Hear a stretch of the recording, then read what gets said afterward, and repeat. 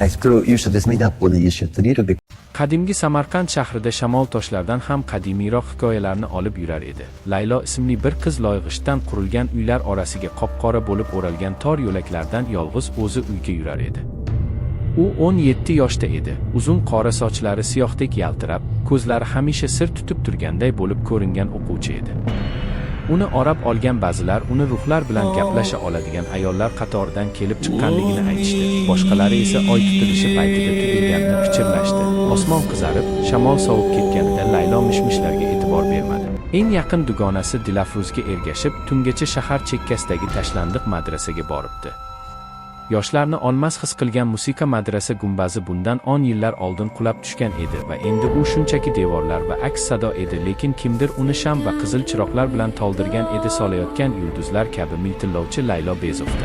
Lekin qiziq qoshiqchi uzun bo'yli bir odamning terisi oqargan va ko'zlari erigan tillaga o'xshab o'zbekcha emas edi. Yo ruschami yoki u bilgan boshqa tilnimi, ular qadimiy jaranglarda jahannam yoriqlari orasidan pichirlashdi. Musiqa to'xtagach, u sahnadan tushib uning oldiga bordi va unga yarim oy shaklidagi kichkina kumush kulonni uzatdi.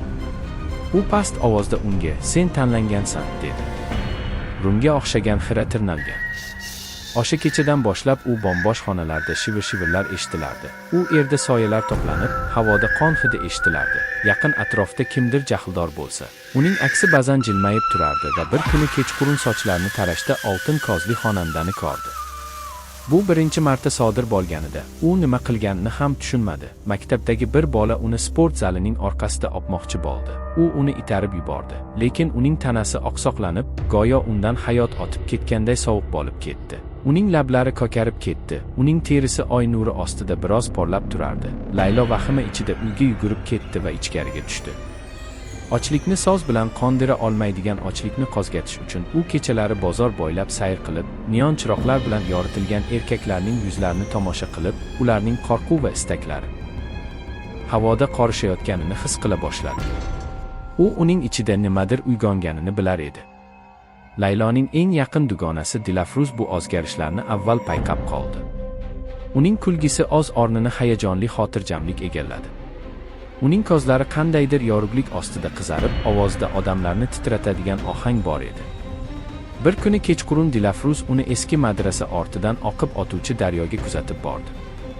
Ming ko'rinmas ovoz, "Laylo, senga nima bo'lyapti?" Dilafruz ovozini buzgancha pichirladi. Laylo sekin yuzini oy yarim yoritib o'girdi. "Men olib ketyapman yoki yana tugilyapman deb o'ylayman." U ohista dedi. "U meni tanladi. Endi u mening ichimda yashaydi." Dilafruz unga Marjonni tashlab yuborishini iltimos qilib yaqinlashdi va sekin jilmayib qo'ydi. Laylo qayoqdandir uvillab turgan shamlar paydo bo'ldi. Suv ustida suzadi. Ularning alangalari ko'k yonayotgan. Dilafruz daryodan odamga o'xshab, lekin tutun va olovdan ko'tarilgan soya ko'tarilgandek chinqirib yubordi. Xonandaning ovozi vodiy bo'ylab aks sado berdi.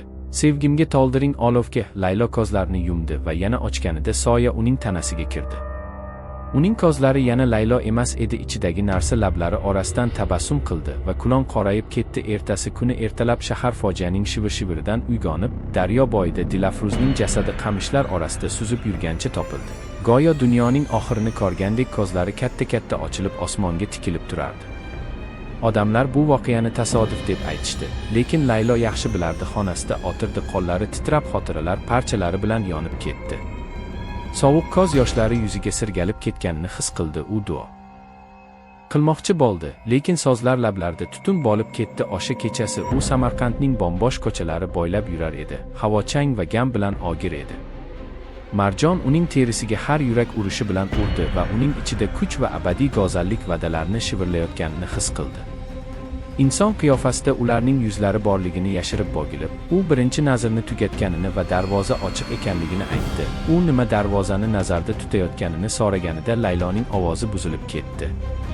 Tumanda raqsga tushdi. Chollarning aytishicha, bu jin bolalari uyquda yiglashdi va yo'qolgan itlar hech narsaga urmaydi. Laylo kuchini har qachongidan ham kuchliroq his qildi. Uning orzulari qon daryolariga to'lib, uning ismini chaqiradigan yuzlar qorongi bo'lib ketdi.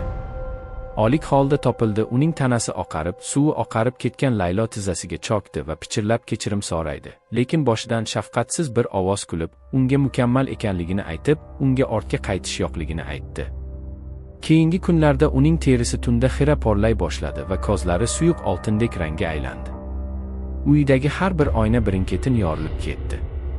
Go'zalligi va uning atrofida osilgan galati qayg'u uni o'ziga tortdi. Bir kuni kechqurun bir guruh bolalar uni la'natlar deb masxara qilib, chol chetiga kuzatib borishdi. U sekin burilib, nimadir deb pichirlash uchun lablari ajraldi va shamol shiddatli qichqiriq bilan otildi. Uning atrofidagi soyalar bilan bir ritmda ochlik hech qachon tugamasligini va ostidagi oltin kozli iblis jilmayib, oxirgi qurbonlikni kutayotganini bilardi.